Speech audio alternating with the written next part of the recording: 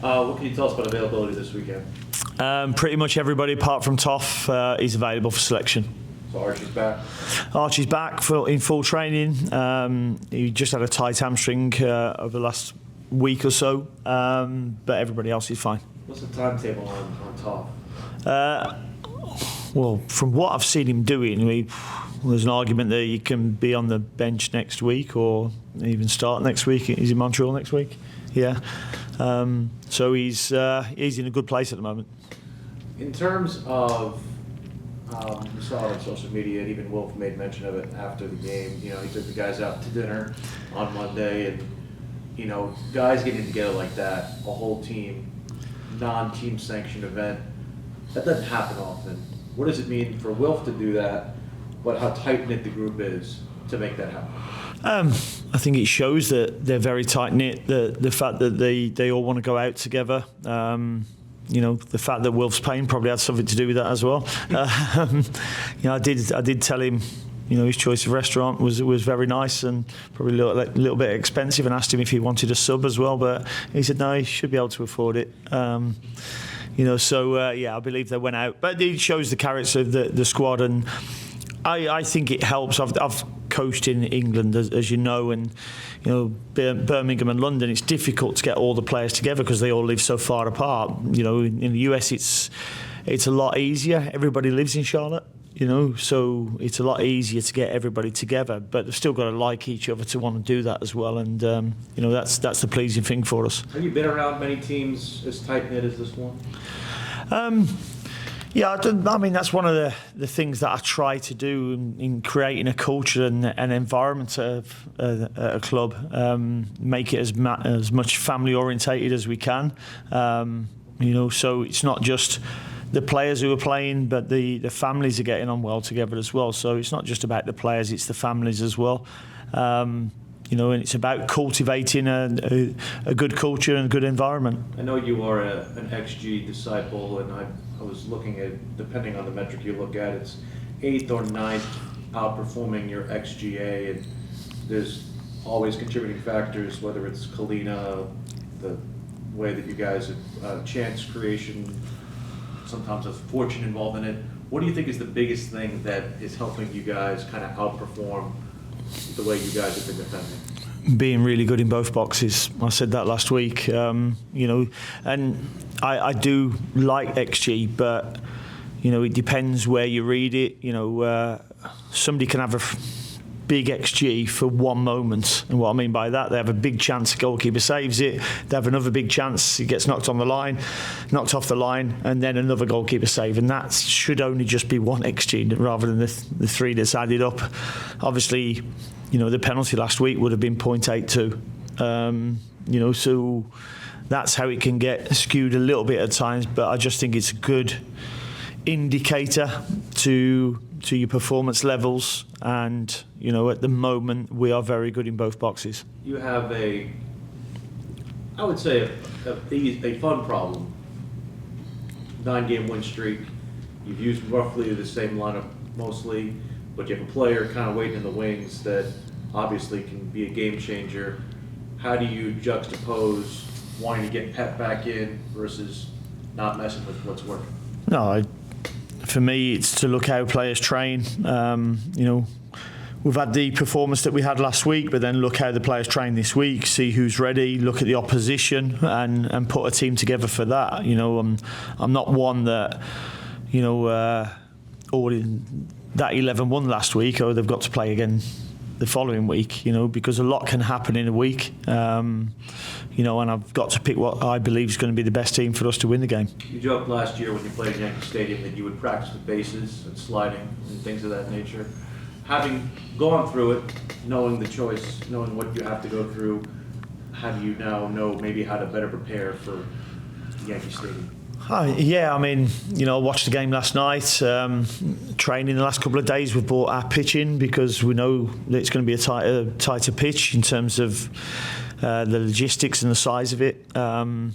so we know what to go and expect. We've won our last 3 on the road away from home, so there's no fear for us in going to the Yankee Stadium to play, and we're excited and looking forward to it. Have you seen a change with the way that maybe teams perceive and or just play you from a mentality aspect, going from the hunter to the hunted? You got a target on your back with none on the spin?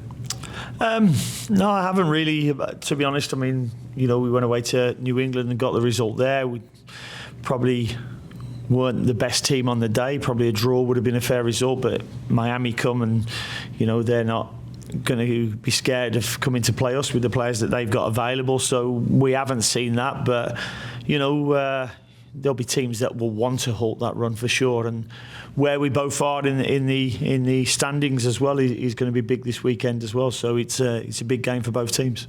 Carol? Are there any similarities, do you think, between this run and the one you went on in Aston Villa? Yes and no. I mean, I felt the one at Villa, we were in control for very many periods. You went into each game knowing you were going to win because of the players that you had available at the time. This run has been about, being really, really strong and comfortable in both boxes, but not having as much control of the games. Like that Villa run, I remember going to Rotherham away and Tyrone Mings got sent off and we're down to 10 men, 1-0 down, and came back in the second half and won the game 2-1. So there's times when you have down moments and you have to turn it around and show resilience, and I think this team's shown that as well. But obviously there's going to be comparisons just because of the number of games it is, and I could match the record I had at Villa if we win this game on Saturday. What do you think it says about you? I'm streaky. You're streaking or streaky? Streaky. Listen, as I've always said to you, I don't get too high and I don't get too low. And I was never, during that period when we were away from home, I knew that we had a good set of players there and we weren't getting the points that I felt that we deserved. You're doing the Posman last week kind of showed that you're able to be light and, to have some brevity in the midst of whatever, Yeah, I mean, listen, it was a moment that's been exaggerated, I think, a lot. That, in the UK, I think it was reported that I'd done it after our first goal. No, it was... I said I'd like to do it with the supporters, a little bit tongue-in-cheek to you all, but, I respect what our supporters give us at home, and I just felt it was an opportune time because I wouldn't have been able to do it with the fans behind the goal and get up to watch the game in time, so I just thought, let's drag Tommy Wilson and Dave into it and, just show our appreciation to what our supporters give us as well. Get the heart rate up a little bit. We got it up a little bit, yeah. Toklomati and his ability to finish, he's making it look easy right now. I mean, I don't think it's that easy, right? No, it's not easy. Forwards who score goals across the world are the most expensive ones because it's the hardest job to do. It's certainly much easier to block the goal than it is to go and create and score. And what he's doing really well at the moment. He gets in the right areas. His work rate helps him get in the right areas as well, and his attitude and application what's helping him get the goals now. What do you mean when you say attitude and application? What is it that you're teaching him? Well, he takes information on really well. He's a really good learner. He wants to get better, but then, you've got to then go and put that into action. He doesn't, even though he's scoring the goals, he's no different as a person. He's not, grew a couple of inches as some people could if with their chest out and the shoulders back. He just gets down to his work week in, week out, and it's pleasing to see for us. That's one for me. Just what are you wanting him to do? How are you challenging him? To keep pushing himself, to keep making the runs that we want him to. When we lose it, go and counter press, win the ball back where we can, and continue finishing like he has been. Mike. Cheers. I can't believe we're this far into it. What's the message this week? I mean, you said after the game on Saturday that you'd like to have the record outright. I mean, it's the elephant in the room. Have you changed the messaging this week, knowing that it's, what could potentially be, the pot of gold there at the end? No, we know that there's an opportunity. Listen, we hold the record now, but we know there's a chance on Saturday to hold it on our own. And to do that, we've got to go out and perform. They're a good team. They're in form at the moment as well. I think they've won 10 games at home this season as well. So, it's a tough place to go, but we're in form as well. And, we need to go and challenge them on their own turf. And we know that we can go and do that, and at the end of it, there is, as you say, part of gold. You don't get anything for it apart from being entered into the history books, which we managed to get into last week. The start time. You guys are creatures of habit, creatures of routine. 7:30, 7:30, 7:30. They throw a noon kick at you this week. How does that alter what you guys do in terms of an operational standpoint? Logistically, we'll leave a little bit earlier, and we'll train the same time tomorrow, but we'll leave here a little bit earlier and get there a little bit earlier, probably eat a little bit earlier because we've got to be up early. But their pre-match or breakfast, whichever it will be 3.5 hours before kick-off. And, the lads are creatures of habit, as you say, so they'll know what their preparation is ready for the game, and, they'll be ready for that. Does this qualify as a stupid o'clock start time, or is noon okay? I'll tell you about 3 o'clock on Saturday. But it feels stupid o'clock at the moment. Usually them sort of games in England are if it's two rivals and they want to keep the opposing fans off the beer. What last one from me? What has this, as you've described and Will described, this spin been like for you in terms of being a coach? Not the okay, we're doing the right things. I mean, there's got to be a certain amount of gratification to see your guys maybe not be the better team on the day, but still get the result and string together this streak. And I think the players have shown an awful lot of character to come out of where we were in June after the run of results, and to come through that, but then to continue what we were doing. And then you go into the Leagues Cup and you lose Pep, who's been your main goal scorer, main creator, and then start again and keep doing it. And we've been consistent in what we've been doing, and we've been relentless as well. And that hunger can't dry up; it has to continue. Jorge? Dean, your first match in MLS was against New York. The start of the streak was against New York. Is there like a special relationship between you and New York? I had a good bachelor party there with my son. I don't know. No, it's just coincidence. I think there's coincidences that happen, and this is just one of them. Nice. How, in your mind, how ready is Pep to be back in the starting lineup if that's what you choose? No, he's ready. I thought about it last week, but I didn't want to throw him in and have to bring him off after an hour, because I knew what that game could mean last week, and I thought it would be better bringing him on for 30 minutes. Ended up being 15 minutes, I think. So he's ready to start if I decide to choose him. Is that decision kind of difficult given how well this midfield's running now? Difficult in one way, that you're going to have to upset somebody who's played well.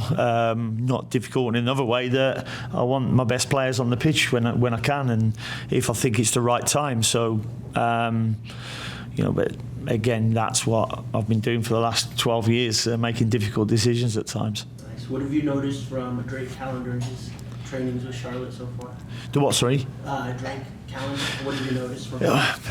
He's certainly up the level for our goalkeepers. They're all pushing each other because the caliber's really high, and that can only be a good thing.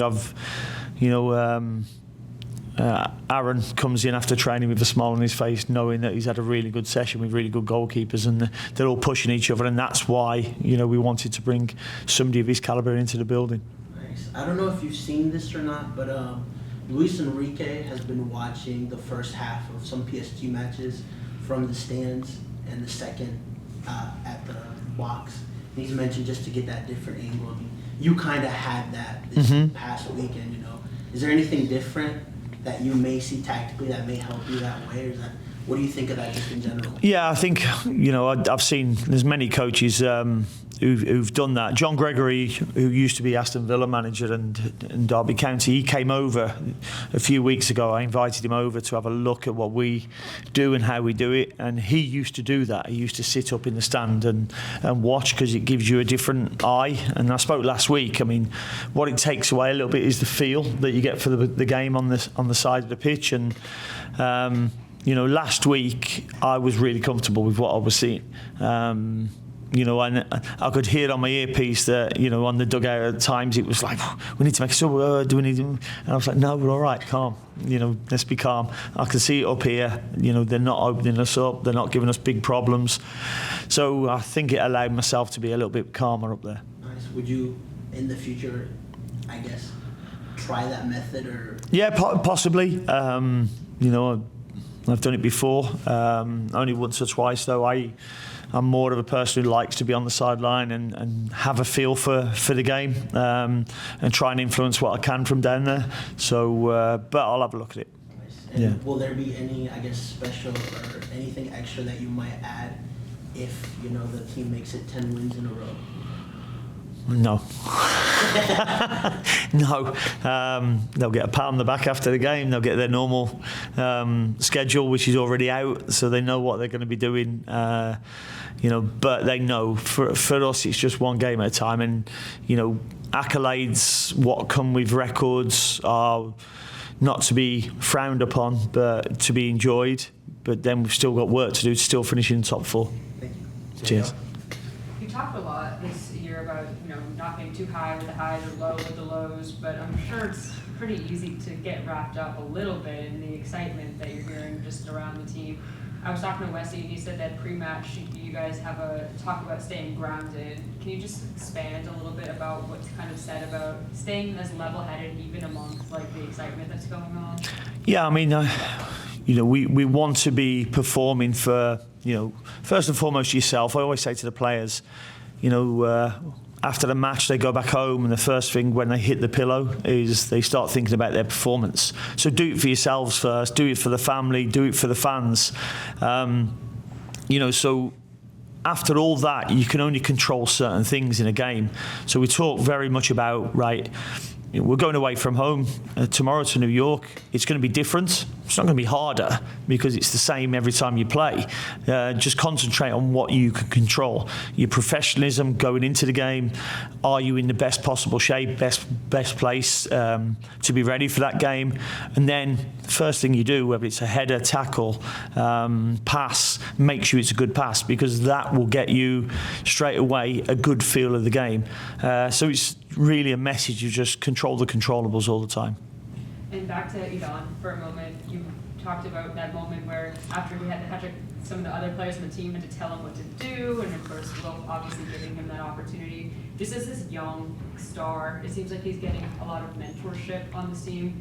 How much do you like that from a manager perspective, to see some of your other leaders on your team taking younger players under their wings? Yeah, I love it. I mean, we've got a mentorship program here already, where some of the more experienced take some of the younger players under their wings. So that's been ongoing all season, and it's really good to see. I mean, I love the fact that he scored the penalty and he looked straight at Wilf. There's a look of love there, wasn't there? He was brotherly love, and it was great to see. And that's a great thing for the lads to have amongst them now. How have you seen that mentorship program affect him specifically this year? I think it helps because his first language is not English, so it helps to be speaking to other people in and amongst the group, and they've got on really well. And I think just the experiences, some people will have come through that experience of coming from another country to come and play here, and you've got to adapt. And some of the things that have helped, for instance, Nathan Byrne can help somebody like that, Ashley Westwood can, and it's been important for helping the lads settle in.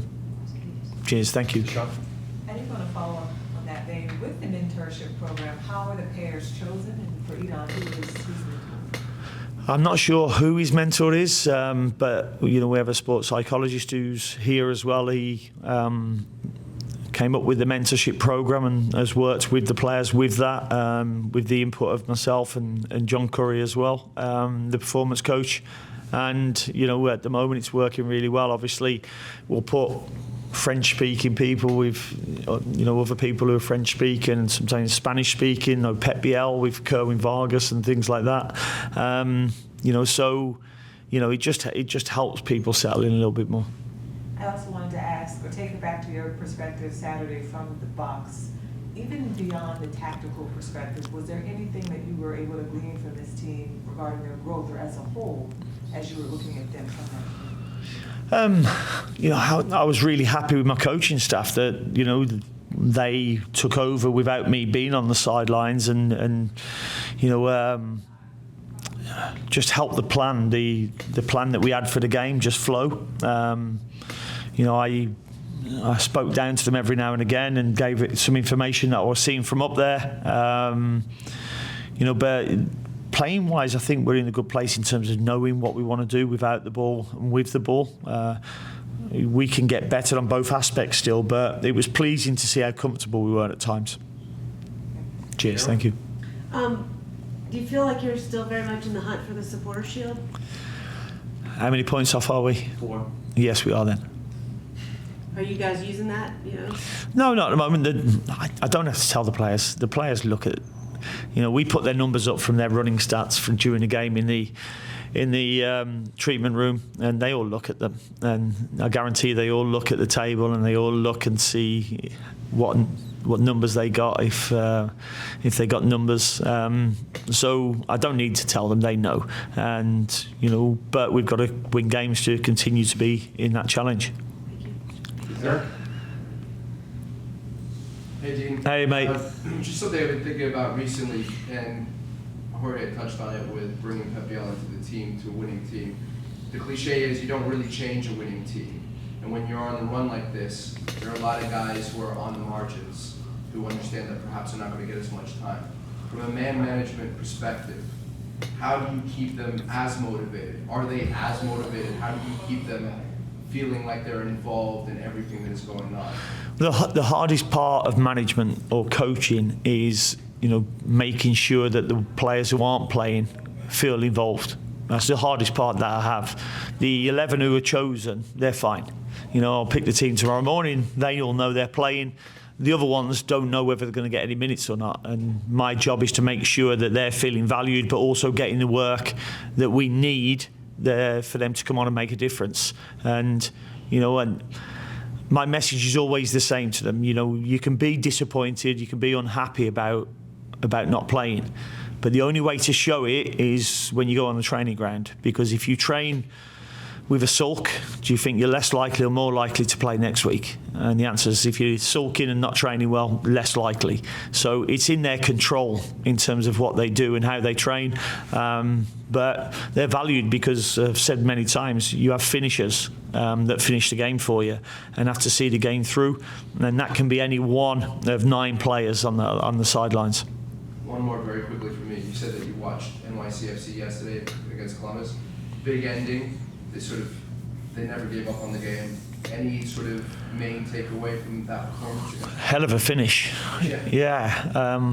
If that was happening against us, I would have liked a tactical foul on the centre circle, I must admit. But I thought it was a really tight game. I'm not sure either team deserved to win. Watching the game, you know, it looked very much a hectic game of second balls.